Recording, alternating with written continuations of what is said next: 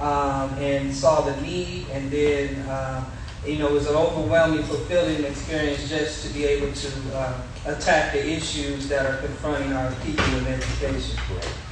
You know what? I think that key word right there kind of sets the tone for our conversation today with education. Before we started filming, we had conversations earlier, especially with yesterday. But giving some backdrop, when we look at the world today, we're dealing with COVID-19, which is a global pandemic. We're talking about systemic racism issues that have bubbled up to the top, where it's on the minds and the hearts of those across the entire country as an issue now that we have to address. Where do we start as a community? And when I talk about where do we start, I mean, where do our people start in terms of seizing the moment and truly having a transformational moment in history? So I'll open it up anyone that want to take that. Well, I would start by saying, in the words of one of our great scholars, Dr. Bobby Wright, we have to begin with the only true battle that remains, which is the battle for the black mind. I think that all of those systems that we speak of that are detrimental to humanity, and especially African people in particular, are the tentacles of global white supremacy, the mindset of global white supremacy, which I feel is the greatest threat to humanity. So when we spoke about the pandemic, COVID, to me that's a sub category of global white supremacy. Why that would even be allowed to come into existence as a bunch of the ills in society. So I really believe that where we begin is the mindsets, and I believe the mindsets are formulated through all of our institutions: educational, political, social, all of the institutions in society. So we have to begin to re-examine our place, our truth. The missing pages of history are African history, and those pages are the things that we need to correct what is imbalanced on the planet now, because the imbalance exists because the lies has been allowed to continue. And in order to return to a place of balance, which we call the principles of mind: truth, justice, righteousness, balance, order, reciprocity, we must correct our thinking and understand that we're victims, but not just victims. We are also progenitors of that victimization by our mindsets. So that's where I believe we should begin. So it's kind of like a reprogramming. Yes. It's like our minds are a computer, right? It's the hard drive, and we got to push a hard reset. Absolutely, because if you think of one of the medias that we consume a great deal is television, and if we use that in just the term of what it says, tell a vision, this is where we're getting our vision. So if we're consuming images that demean us, if we see ourselves depicted as criminals, if we see ourselves only in certain light, through that, and our children, and as a people, we are a symbolic people, a visual people.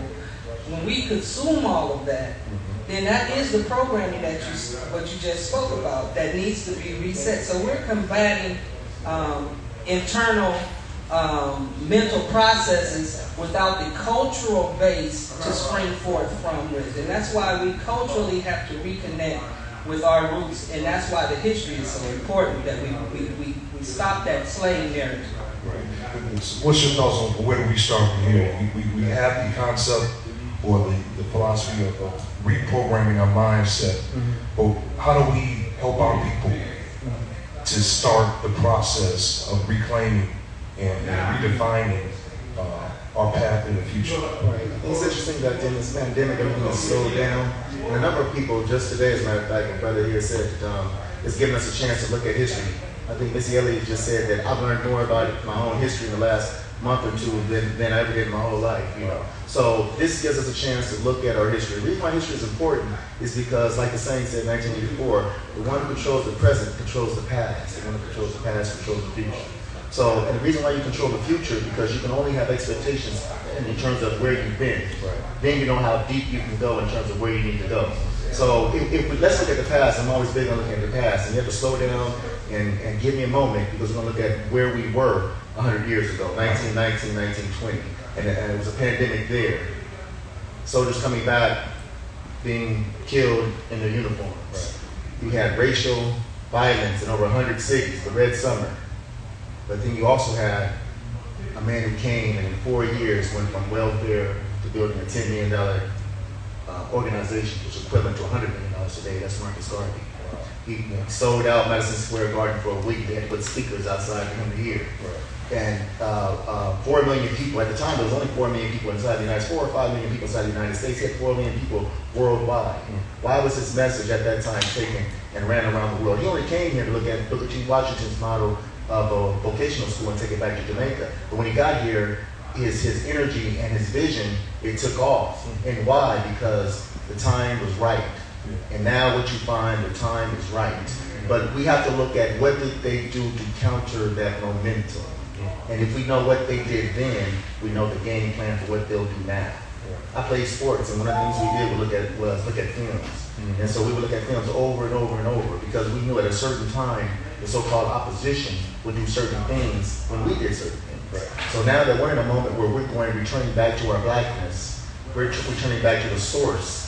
See, my generation, they gave us integration, and we're going to talk about that later, but what it did was it blurred the line between black and white. When you blur the line between black and white, then you no longer see the main problem.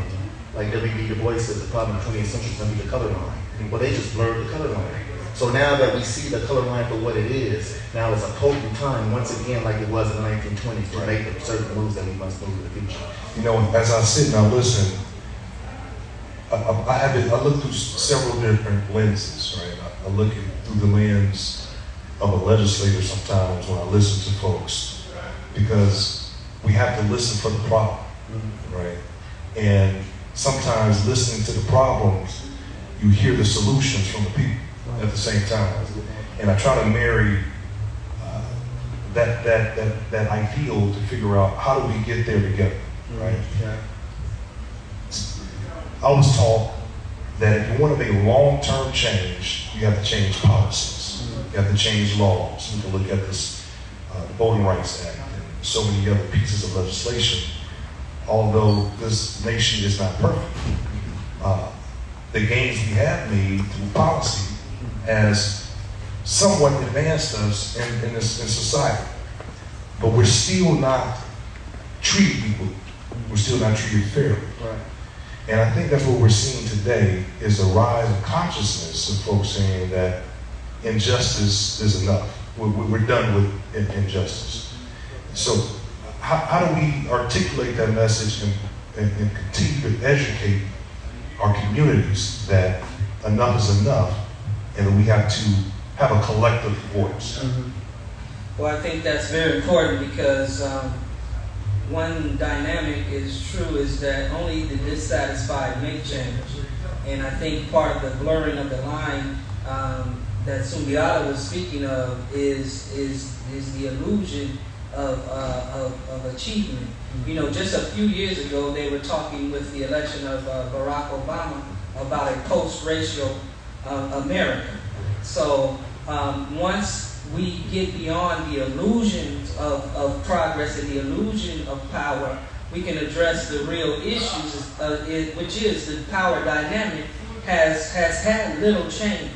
What we were marching for in the 60s was power.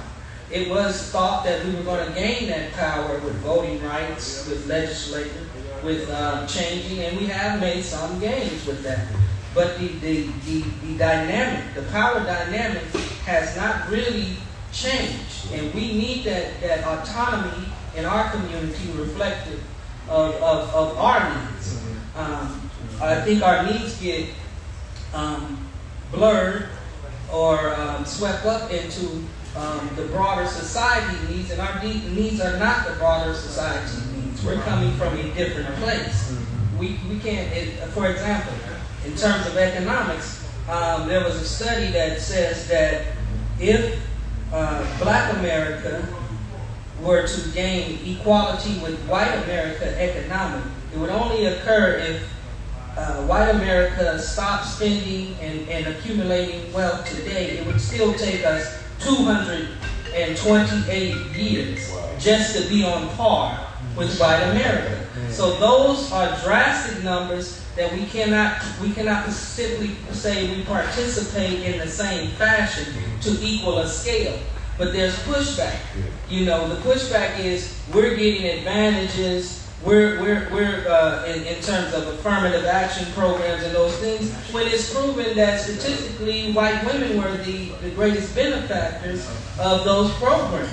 So once again, we are there for the blame, but we have never had a program specifically designed for us, and the only way we want to have that program is with us coming up with the program. And then in terms of acceptance, whether the broader society is ready or willing to accept that is of no consequence to this generation. This generation, as you said, are saying no to injustice. So all these no to injustice. So just because people are alive now, you know, and the sins were sown then, that does not, you know, alleviate them from having to deal with the balancing of those injustices now. So our legislators and our leaders must make that demand because the people are making that demand. And then also want to say on that, you know, we have to do two things at one time. And normally we pit them against each other.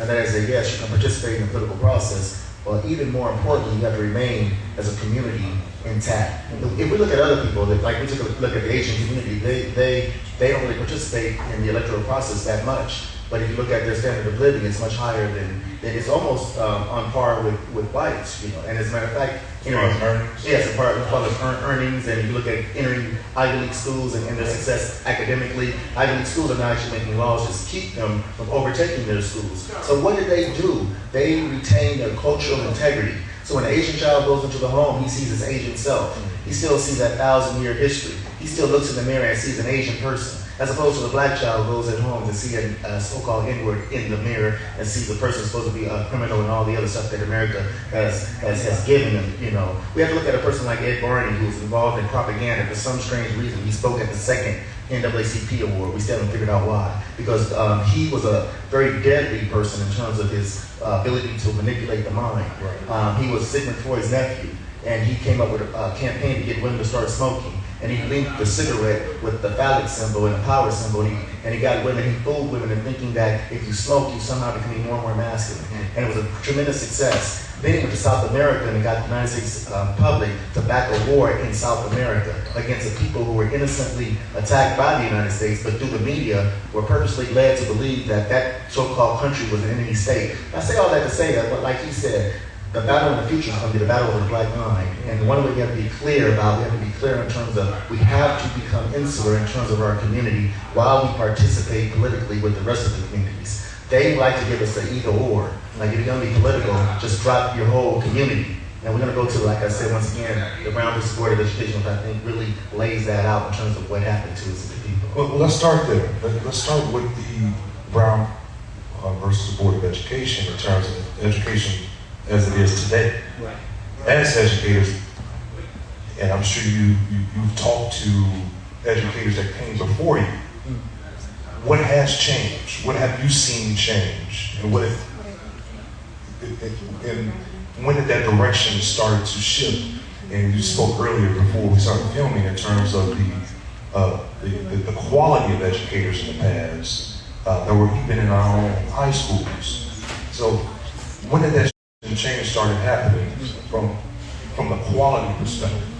Great question. Well, let's first look at what we had, and Tootie's going to talk about blacks in the South and what happened after the Civil War and how we as a people, first time any people went from illiteracy to literacy so quickly because that hunger for education was there. But let's look at the Brown versus Board of Education, which to me is one of the most insulting decisions that they come across every year in and year out as an achievement, when really it's not. It's the greatest work of Machiavellian politics I've ever seen in my life. So if you look at the Brown family initially said they did not want their child to have to walk and take a bus to go to a school way across town when there was a school near them that their child could safely walk to. It had nothing to do with the quality of the school. So what the United States did, definitely with Thurgood Marshall's help, and Thurgood Marshall had his own issues, we'll talk about that in a little bit, but with Thurgood Marshall's help, they made it appear as though the black school was inferior to the white school, playing upon the notion that the things that we know in our institutions were somehow less than white institutions. So then now you have, later on, you see black children, they'll see an all-black school, and they'll call it a ghetto school. See a black business, they'll call it a ghetto business. Why? Because internally, what they have internalized is the fact that whatever we control 100% is somehow not as good as, and sometimes perceived as worse than what they have. So Brown v. Board of Education says that a black child cannot get a quality education sitting next to another black child being taught by a black teacher. That's what it says. Thurgood Marshall says that we have to be in the presence of white educators with white children so that our education will be equal as. And that's not what the Brown family wanted initially. So, and the United States went with that because they knew we can use this to do two things: enforce the mental subjugation of the people, and also destroy the institutions of that people. We lost $240 million worth of income in that first year alone.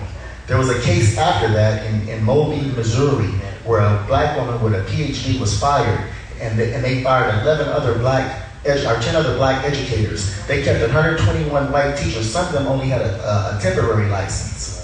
So what they did was take that and they fired 35% to 50% of the black teachers in the South. They basically devastated the black community because at that time the black teacher was more than a teacher. My mother's from Oklahoma. Her father had never been to school. Her mother went to the 3rd grade, and she relied all her information in terms of what you should do in life came from that black teacher in that classroom. When you remove that black teacher, and in many cases you had a hostile white teacher, and you placed that black child in front of, that started us on the road to what we call the school to prison pipeline that we look at today, where the black male child is sitting in the back of the class, the black female child is ignored, and then we wonder why we have this issue with our children pushing back on black education. There's a question I got because you brought something up, and I always wanted to get people's thoughts on this conversation.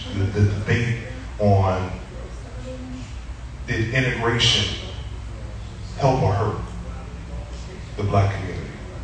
I'd love to get you guys' thoughts and perspectives on it. I'm going to get to that. I want to start with the education in the South. I'm going to go to the Civil War, and we'll get to the, because Trudy has some great information on blacks in the South and the philanthropists who shape our education experience. Yeah. Okay, there's just to lay the foundation of the mindset to get us to Brown. If we go back to the attitude of education of Africans in general, in the North and the South. Particularly in the South, we know that there were laws against teaching quote-unquote slaves to read.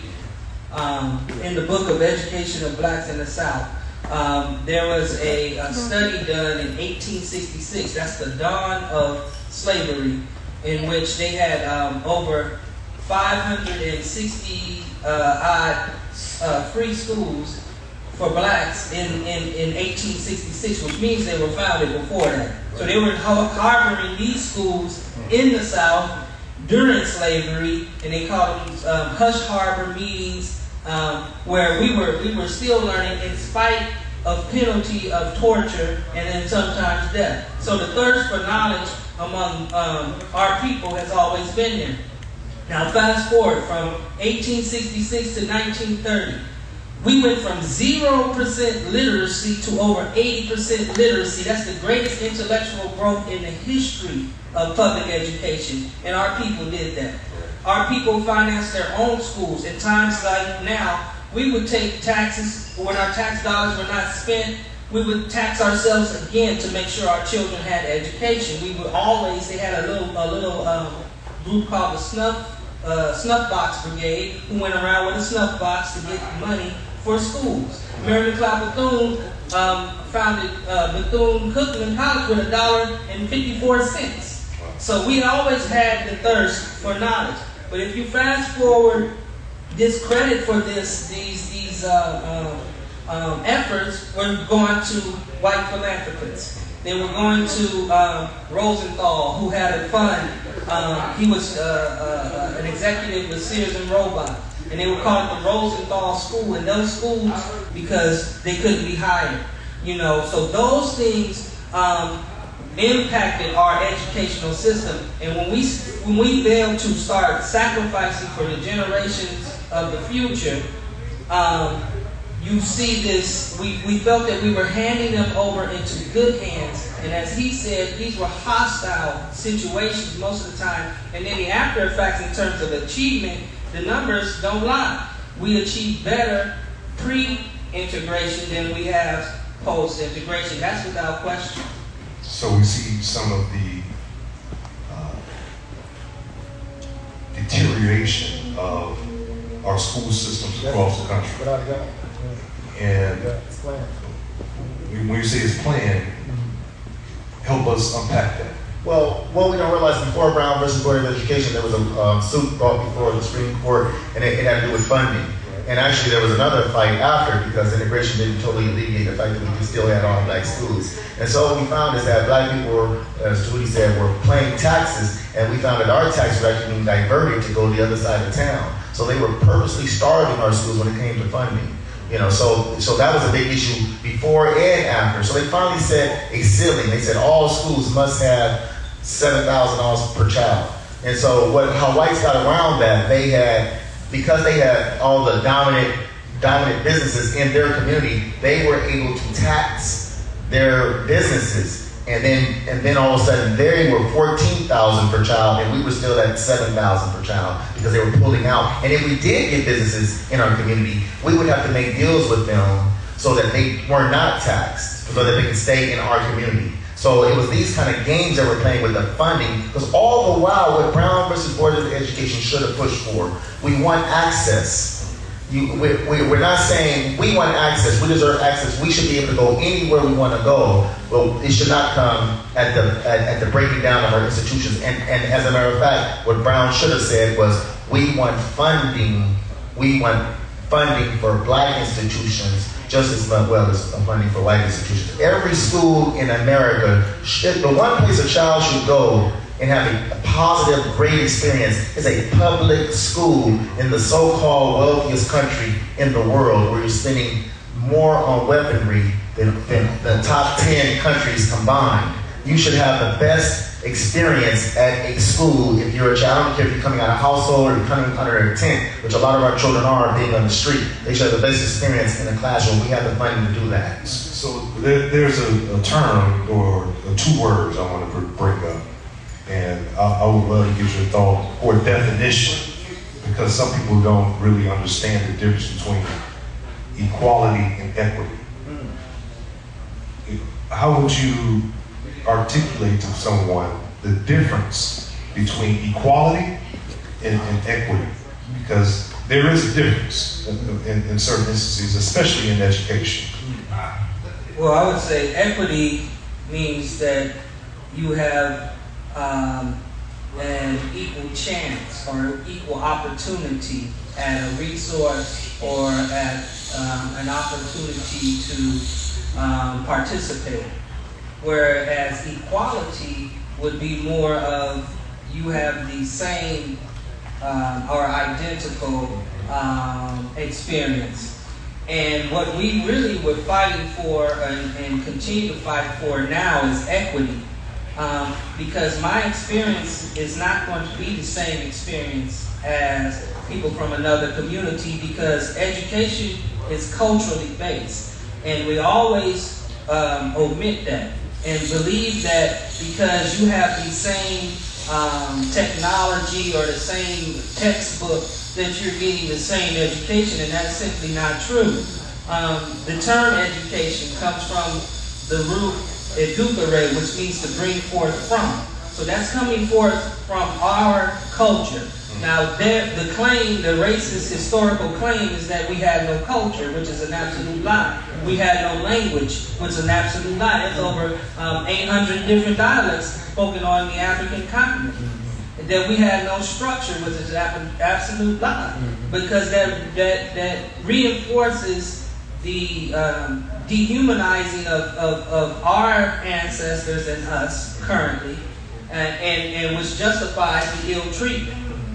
So the difference again is people say that they want to be equal. I don't think we really want equality, because equality means you're erasing your African heritage, you're erasing your community and your culture, and meaning that you will have to force yourself to be something that you cannot, which is a European and a European culture. Nor should we be seeking that. So to me, that's the difference.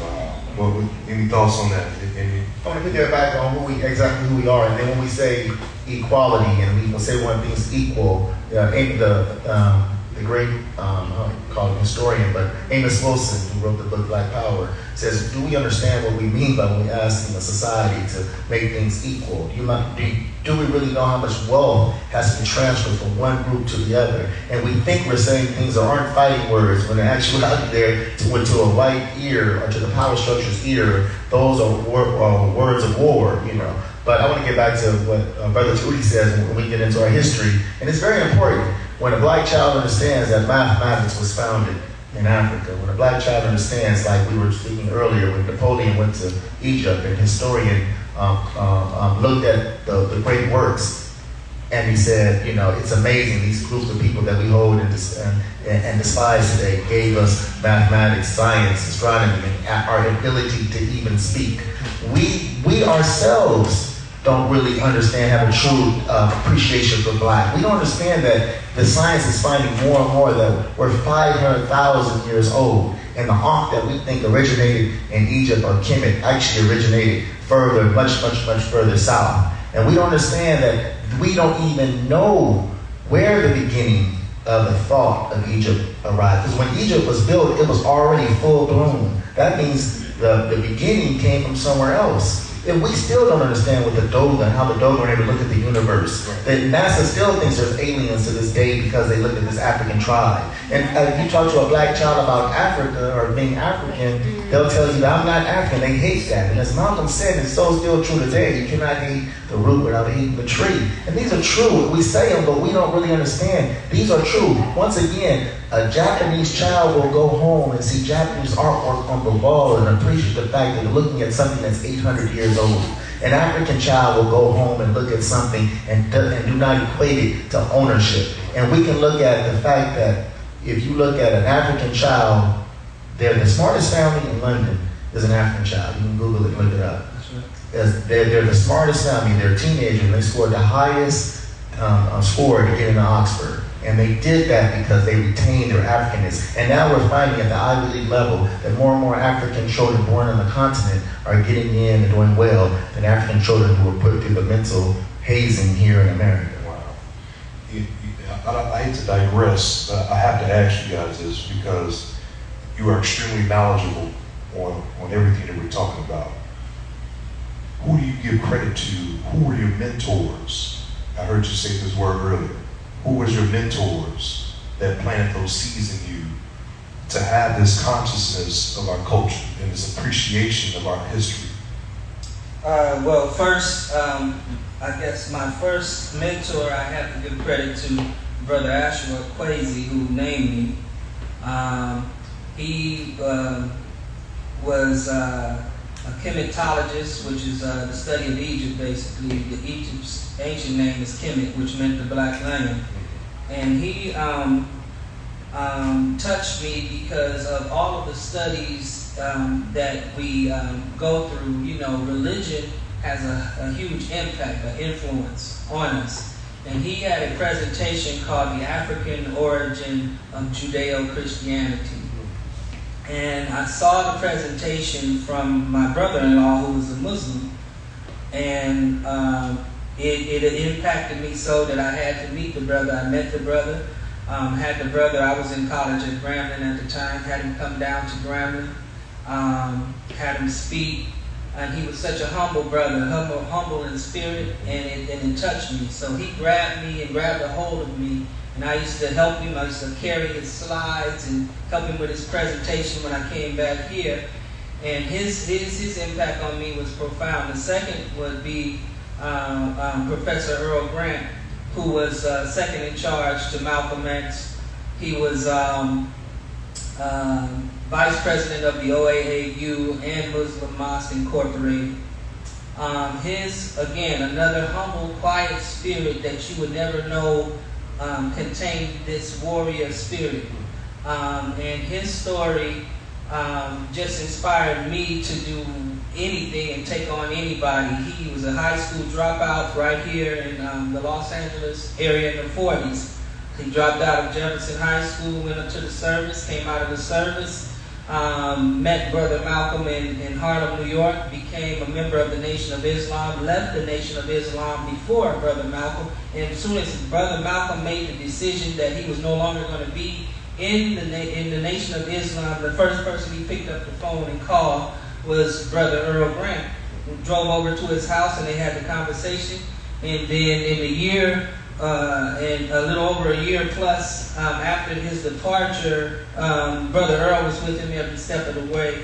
He sent letters of his admiration for their friendship and advice for how the organization should progress in his step. So he was the second, and I was fortunate to be with him the last 20 years of his life, and we passed just last year. I've had some other influence, Brother Khalid Muhammad, who was with the Nation of Islam, another person we brought down to Grambling when I was there.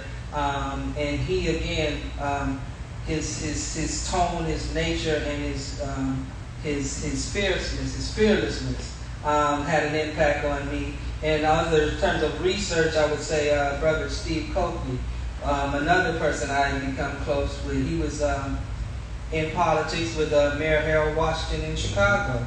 And he was part of of his structure, and then eventually, he came out of that, and then he started teaching us about the hidden hands, the hands that influence politics, the Rockefellers, the Bilderbergs, and the different things, Council on Foreign Relations, all of these type of organizations that had global impact.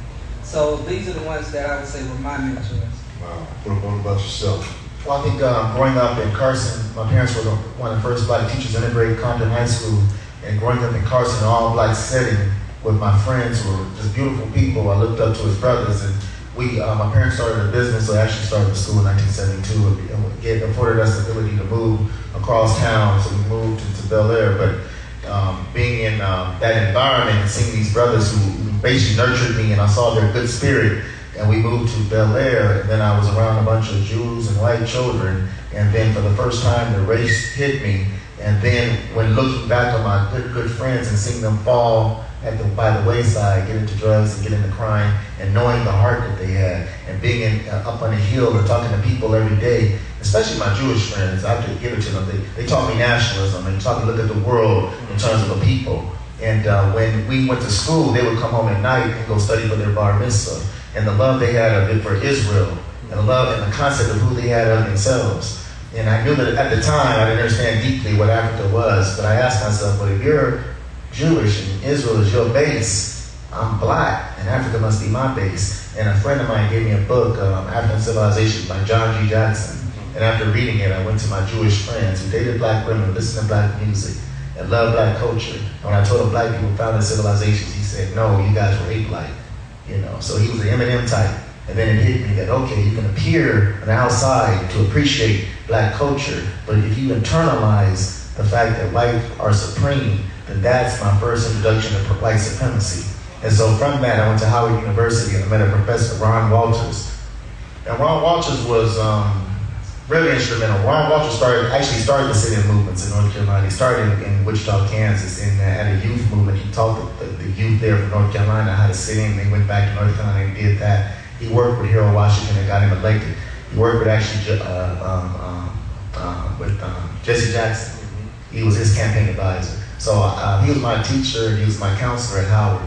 And then he's also a Pan-Africanist. And being at Howard, hearing John Henry Clark and Dr. Ben, and being able to meet Francis Cress Wilson, going to a class, and Zach Kondo and Tony Browder, it just from back then it just all came to fruition in terms of I understood why my friends were victimized in Carson, even though they had beautiful souls, and understood why my privileged friends on the Hill enjoyed a better life and a longer lasting life with their nationalism. So then, it became crystal clear who we are and what we must do. It you know, the book that Dr. King has, Where Do We Go From Here, Chaos or Community. I want to, as we wrap up, and I think Daniel's going to come out or come to the next segment and talk with us. Where do we go from here?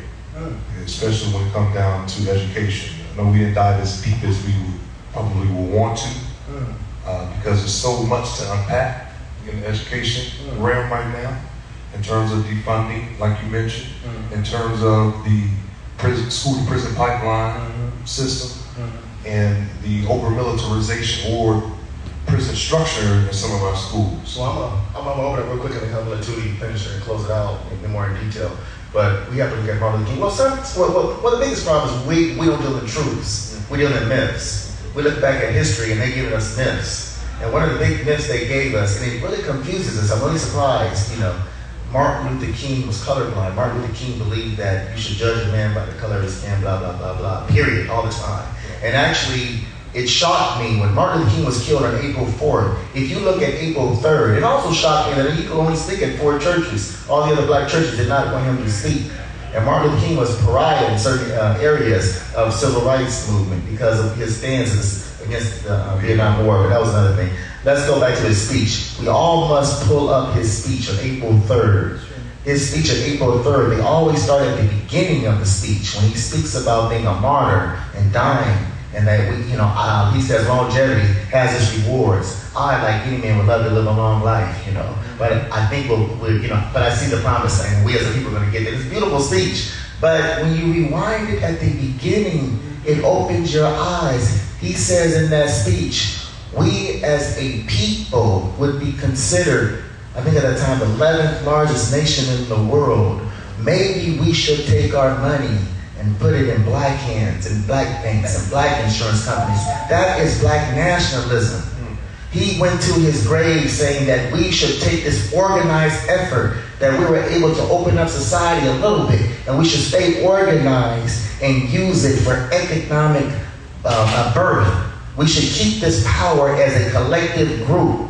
And what society was able to do, the dominant society was able to do, or white supremacy was able to do, was kill him and alter the message. And they were actually able to use the words of Martin Luther King to demilitarize us, so to speak, to make us not look at the color line once again. So I hear young black kids say, well, King didn't want us to look at color. When in actuality, King was organizing us based upon color at the very end of his life when he was killed at Loring Mary. Wow, no, that's strong. It's powerful, and it's a very, I think, clear message is that we must reclaim our martyrs and we must reclaim our children. I think the image of King and the image of Brother Malcolm has been distorted. The messages has been distorted. When they speak of King, they talk about the early days, and King was formulating. You know, he was not widely supported as people project. He was not widely supported. The NAACP, if you read the articles, they were at war with the SCLC.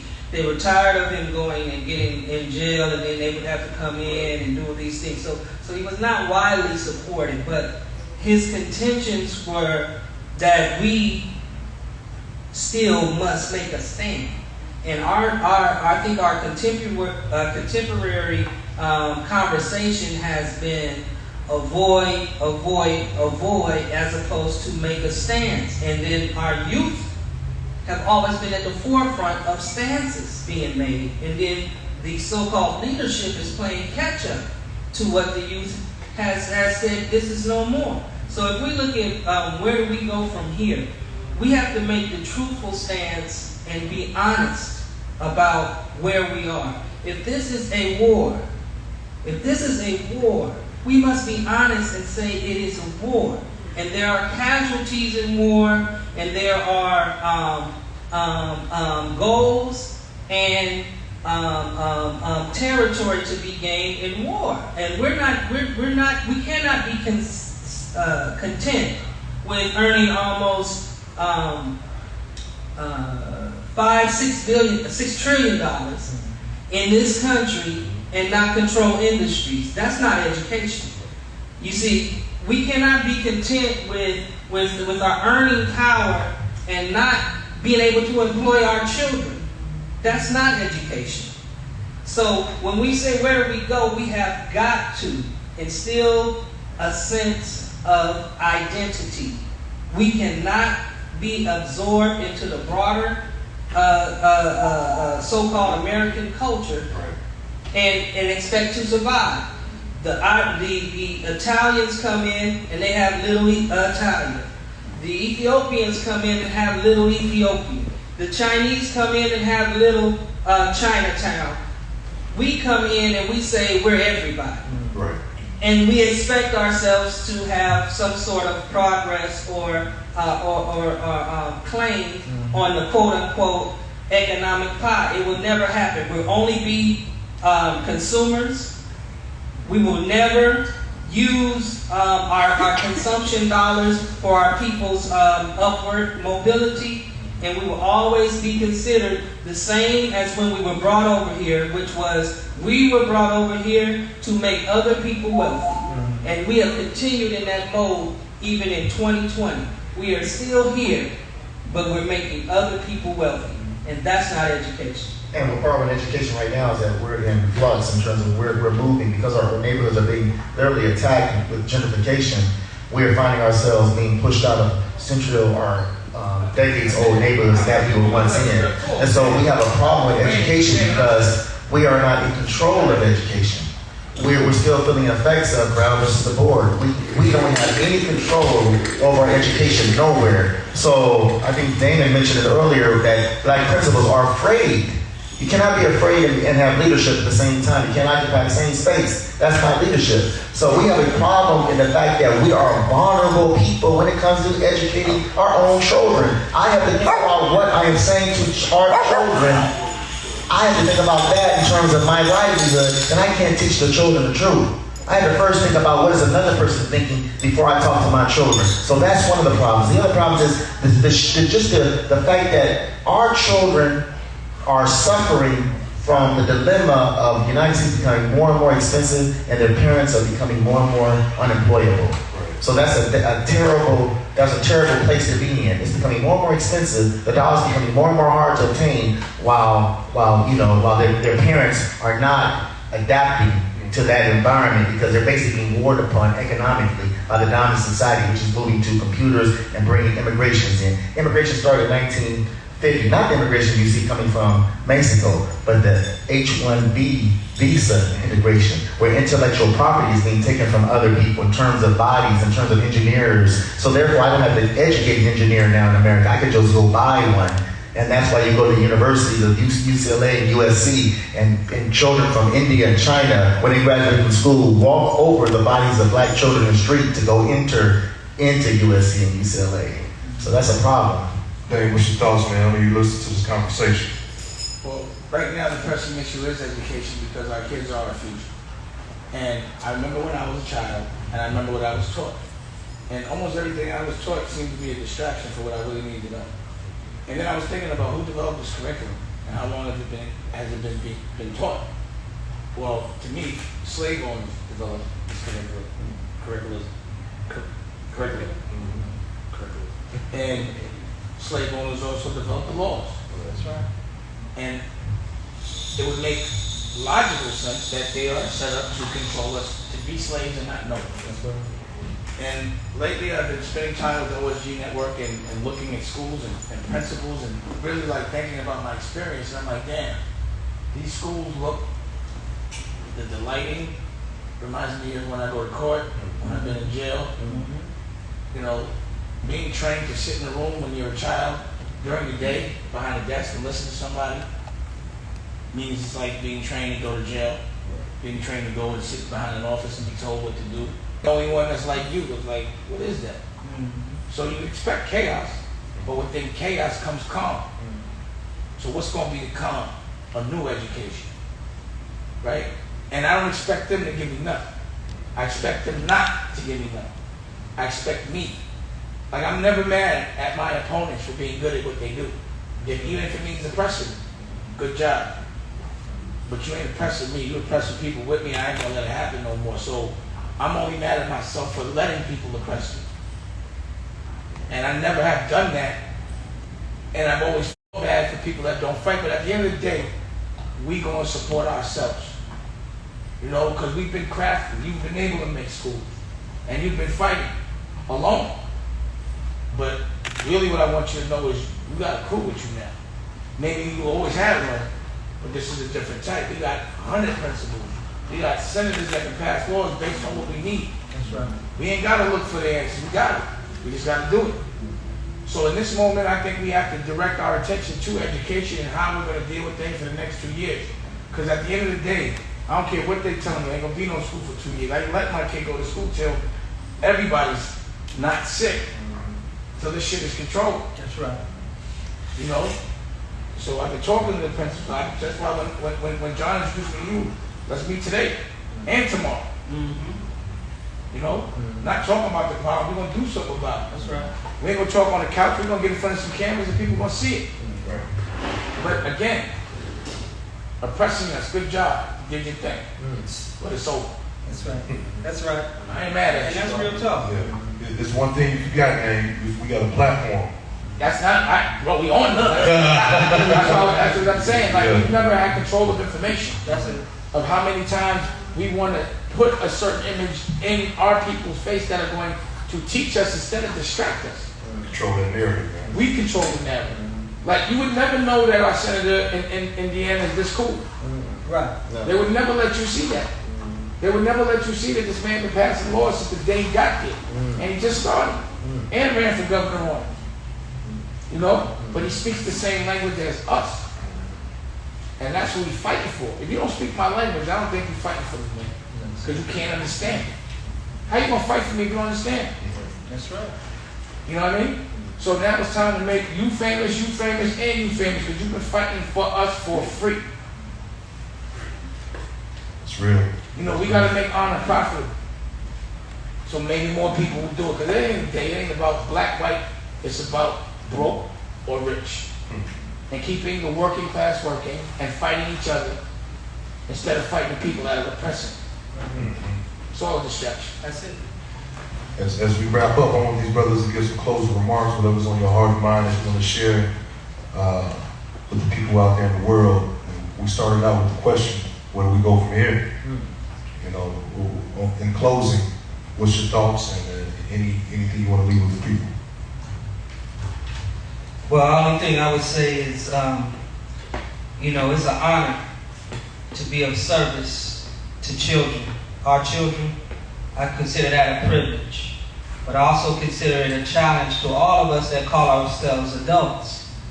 Because how can we stand up as men or as women and not having made life better for our children that's coming behind us? Why should they experience the same problems and the same obstacles that we have experienced year in and year out? And it's we haven't been effective in addressing our problems. We haven't stood up in a way that is generational. And see, we have to affect generational wealth. It was generational wealth that stacked up against us. So we have to attack it that way. And we have to think in those terms. And we cannot be satisfied with so-called training and calling that education. No, education means educated people solve their own problems. They don't solve somebody else's problems. They solve their own problems. And so unless we solve the problems for future generations, 7 generations down the line, we haven't done our part. And so my thing is, when they ask why do we fight, it's not for the sake of fighting. We're talking about the future. We're talking about the legacy of the planet Earth. And as the custodians of this planet, however that came out to be, it was an African genesis. And that genesis begins with our ancestors and the DNA that flows within our veins. And if we don't accept that challenge, then I don't consider us men and women. It has been a cowardly experience, and our youth are demanding that there are no more cowards. And so we must rise to that occasion. So that's what I would say in closing. Thank you. I want to say, you know, it looks like where we're at is a restart, like you were saying. One of the things you mentioned earlier, though, is once again is a battle for the mind. You had an interesting story when you said that you talked to a brother shooting at somebody, I think Port Brooklyn it was. But so you asked him, okay, how many black people you shot at? How many white people you shot at? Not that you should be shooting at anybody, but why you only shoot at black people? Your conditioning, you call whites with a plug. Conditioning. They think they're the plug. They make us think they're the plug. They tricked us. There you go. So, and trick is the answer. I mean, trick is the problem. The manipulation. The manipulation. The warfare is of the mind. The propaganda. The controlling of our muscles. Exactly. Making us fight the head fake, but the fight is mental. Exactly. The self-awareness is the fight. So there you go. So when we talk about the propaganda and the socialization to where you have a child, there's a saying, an abundance of water fools is thirsty. So today I'm wearing Howard University shirt on because we had the first 5-star pick to go to a black school. Now listen, it may sound simple, we're talking about a $1 billion industry. It took 2020. As black people, we dominate the sport of basketball. But for some reason, not a black institution has ever had a 5-star black person go to a black school. And this is the awakening and the restart. This is us saying, okay, I see a black man strangled for 10 minutes. I don't think we're going to get justice in the court. So I'm going to get justice on the court and in this industry. And I heard you say before, take out the middleman. You take out the middleman. We as a people have the wealth physically in us and physically where we're from. Africa has all the minerals in the world. We talked about this the other day, but yet they buy finished products by the middleman later on. And they make us think it's a country, it's a continent. Exactly. And the wealthiest one with the most resources. And in the so-called ghetto, we have wealth. We have corporations walking around. Whatever you're worth $100 million, you're a corporation. LeBron is doing the best with it. You're a corporation. And yet, what do?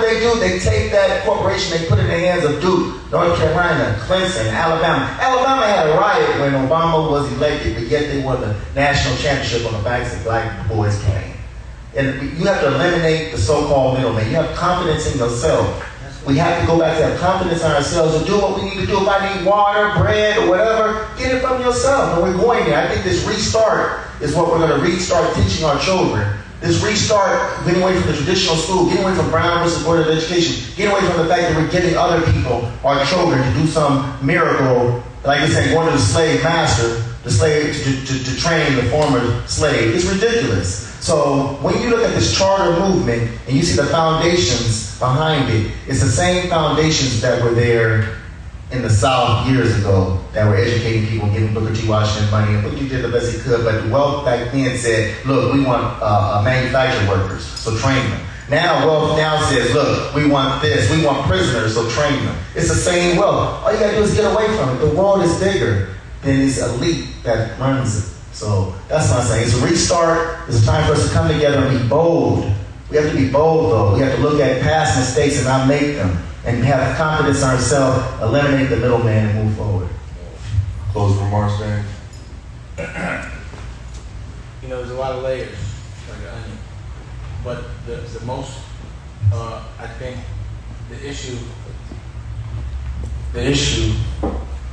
that I think we should focus on right now is that for the next 2 years, we're going to have to get money in the house. You know, things are going to change. And everything you've been doing before, what you've been planning for, you now have to plan different. So sometimes some of my friends call me, not sometimes, as of recently, and like, yo, I need a shout out for my album. And I'm like, why are you still acting like the world's gonna just come back the same? We can't put an album out, you can't tour.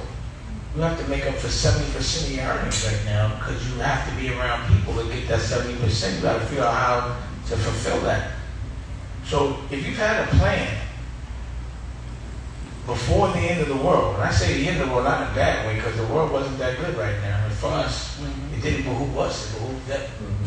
Your plan was how can you fit in or survive in a world that behooves them. It's a new world. You need a new plan. Education, needing a plan. Medical. You need to understand how to take care of yourself from your house.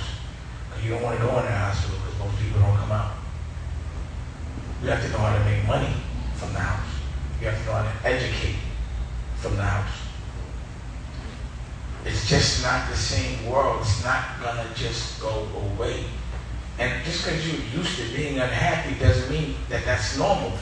If you weren't happy before the end of the world, then you should be happy that the world ended before you did, so you can have a new beginning with the new beginning of the world. Mm-hmm. And you have to have the answers. Because soldiers are going to have questions, generals are going to have answers. Generals look forward to a war because they've been trained to fight. Soldiers are trained to be told what to do, to be given orders. You know, I'm sitting in a room full of generals. I've only affiliated myself with generals. The reason why I mess with the senators is because I've seen them be about that action. Frontline, intelligent action. You know, I think we have to realize that the world, legally, the only way to make something legal is to make a law. So if we understand what we're saying in the passion, think about what it means if you really want change. Talk to that man how to turn it into a law and figure out how to make a law. Figure out how to make $1 for the house. Figure out how to get education for the house. Everything, like when y'all was sitting talking about your man Earl, it made me feel like this is the only reason why I could do what I could do today. Because he passed Malcolm that gun. Because he gave me pride. And the person that passed him the gun usually doesn't get the recognition. You know? Yeah. But if I am not who I am now, they did all that in vain. That's right. They cleared the way for me. So I'm going to take full advantage of it. You know, there wasn't internet, there wasn't cameras. You know, I don't know what the world was like before, but I don't know if you could have a television network, but we got one. We got a network, we can do everything they can do and better with more swag. And they're looking for answers just like the rest of the world is looking for answers. So we should be the ones that give it to them. And if you were planning, or if you're planning, if you're doing anything you were doing the same way before the end of the world, you're doing it wrong. Everything you're doing got to be new, or adjusted, or evolved. There's no emotion. I don't want to hear talk, I want to hear action. The only appreciation for what people have fought for is action, and the right action. Frustration and breaking shit, I can dig it, it brings awareness. But after what? You want to cut hands? You know? The only way to beat this game is to get rich. That's it. Figure that out. Your mouth to God's ears. That's it, ladies and gentlemen. The State Senator Eddie Miller live here at Dayton Dash Studios. We had a phenomenal and strong and powerful conversation, digging deep into the issues and how we can transform our community. So much love and respect to you, brothers. Thank you for the opportunity. We're gonna do it again. One question. What's the newest law you getting passed? Man, when I was sitting at the table over there, hearing you talk about how prison inmates are treated and the food that they have to consume, now I have to do my research. I gotta go back home. That's right. And I'm accountable now. Exactly. Awareness means responsibility. He takes that serious. He's a real dude. That's real. So now let's do that investigation. Let's figure out how they treat them dealing with COVID. When we talked to you guys on the phone yesterday, how they feed them. You know, I'm learning that they got to pay co-pays in prison. You know, in most prisons across the country. And when they get out on parole, paying parole fees. It's a debtor's prison. Exactly. So I know we've been talking about police reform, but just the whole gutting in criminal justice got to happen. Right. So that's my charge. On top of the education conversation that we have, the economic empowerment conversation that we have. But, you know, my colleagues in the Black Caucus in Indiana, this is the fight that we fight every single day. That's right. And your fight is our fight, all of our fights. It's a national, it's a global fight. Because you can transport any issue that we're having anywhere our people are. I don't care if we're in Brazil, I don't care if we're in Lagos, Nigeria, or Accra, Ghana, or any other country. You can understand that our issue is going to be an issue of reclaiming our land, our resources, and our power. We have to reclaim that. And it's the same issue regardless. Any way that it can be exploited, like Dane said, that's what they're supposed to do. That's what they're supposed to do. Can't get mad at them for taking the opportunity to expose. But we have too much sense to not counter it. And that's where we're at now. We're in the counter stage. We in it, bro. It's happening now. Generals stand up, soldiers sit down, but don't act tough later. Because I'm watching. Tell them. That's it, ladies and gentlemen. Thanks so much. Peace. If you want another amazing video with the one and only Dame Dash, check it out right there next to me. I think you'll enjoy it. Continue to believe, and I'll see you there.